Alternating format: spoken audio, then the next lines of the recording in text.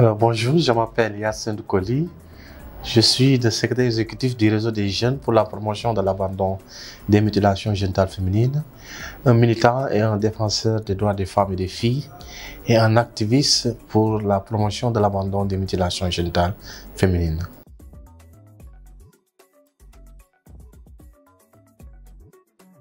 Alors Yassine Doukoli, c'est un scout, un jeune leader qui est scout, qui vient faire du scoutisme. Et c'est grâce au scoutisme que je me suis engagé dans la vie sociale. Et à travers les formations, à travers les responsabilités que j'ai eu à acquérir dans le scoutisme, et aussi à travers mon engagement au sein de la société civile, à travers le réseau des jeunes, dont je fais partie de la création en tant que membre fondateur. Et aussi membre du Conseil national de la jeunesse où je milite pour la défense des droits des jeunes et le porte-parole des jeunes. Alors, je travaille sur les questions liées aux mutilations génitales féminines, au mariage d'enfants, parce que pour nous, c'est des pratiques qui peuvent nuire à la santé et au bien-être de la femme et qui peuvent avoir des conséquences néfastes sur la vie, sur la survie et sur même la santé de la jeune fille ou bien des femmes. Donc, voilà un peu mon travail. Je retourne au quotidien avec le réseau à travers des activités de sensibilisation, à travers des formations des jeunes, parce que pour nous, c'est les jeunes qui sont le cœur de notre travail. C'est les jeunes qui sont les acteurs de changement, les jeunes qui sont des forces de proposition et d'action. Et nous croyons que si les jeunes sont engagés, si les jeunes sont responsabilisés, ils peuvent vraiment mettre en place des décisions, mettre en place des actions et des stratégies pour mettre fin à ces pratiques au niveau du Sénégal et dans le monde entier. Raison pour laquelle le réseau s'est focalisé sur des projets, des programmes qui sont financés par des partenaires techniques et financiers qui nous aident à mettre en œuvre des projets dans les régions où le taux d'excision et de mariage d'enfants est très développé, mais aussi sur les questions de droits des femmes et des filles, et surtout aussi sur les groupes vulnérables comme les personnes en situation de handicap, les survivantes de ces violences, et les jeunes qui sont vraiment à risque de pouvoir vivre ces pratiques. Et au quotidien, nous travaillons pour accompagner les jeunes, accompagner les victimes à se relever, à prendre la parole et à défendre leurs droits, et à défendre leur santé et à défendre leur bien-être.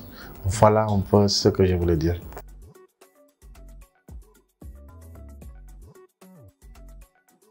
Alors il faut dire que voilà, il y a plusieurs circonstances qui m'ont poussé à m'engager. Déjà, j'ai eu des parents qui ont été...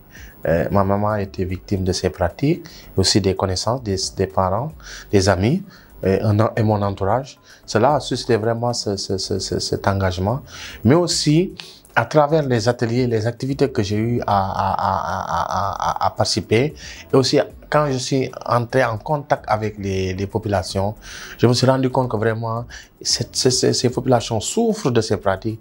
Ces populations ont besoin de personnes qui peuvent s'engager à porter leur voix. Ces populations ont besoin de quelqu'un qui peuvent les écouter, qui peuvent les soulager, qui peuvent les comprendre, qui peuvent les aider. Et c'est tous ces points qui m'ont poussé vraiment à m'engager. Mais aussi, à travers aussi le mouvement scoutisme que j'ai vécu, le mouvement scoutisme nous pousse à un engagement envers notre pays, envers notre maison, mais aussi envers notre famille et aussi envers Dieu. Et en force de cela, nous sommes des acteurs de changement, nous sommes des artisans de la paix, mais aussi le scoutisme nous pousse à créer un monde meilleur, à créer un monde où les droits de la personne sont respectés et sont appliqués.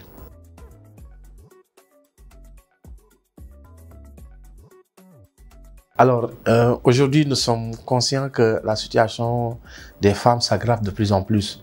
Nous avions assisté à beaucoup d'améliorations, à beaucoup d'actions et d'initiatives qui ont été élaborées par l'État du Sénégal, par les partenaires techniques et financiers et par les organisations de la société civile, notamment les organisations de jeunes et de femmes.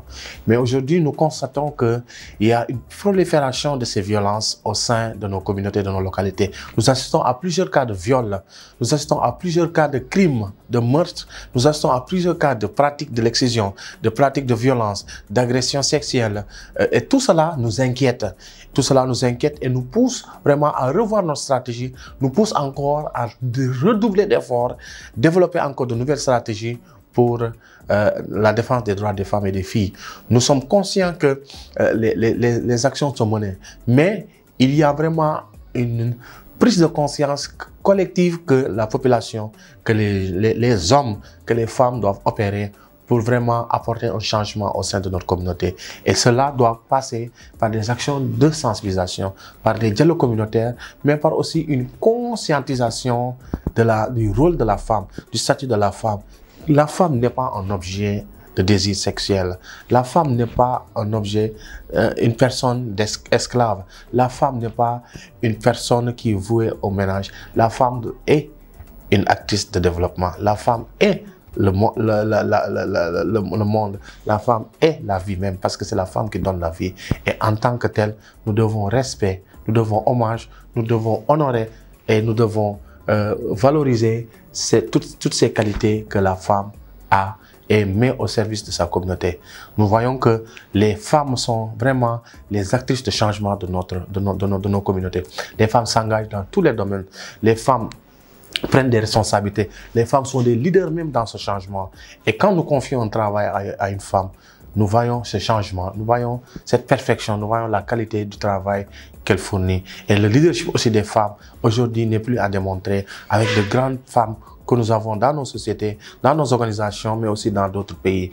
Et il est temps pour nous vraiment de revoir ce statut-là et donner la porte, donner le pouvoir, donner la place aux femmes. Souvent, j'ai l'habitude de dire, il n'est plus question d'amener les femmes à intégrer les instances de décision. Non, il faut donner les femmes la décision, parce que c'est les femmes qui détiennent le pouvoir du changement.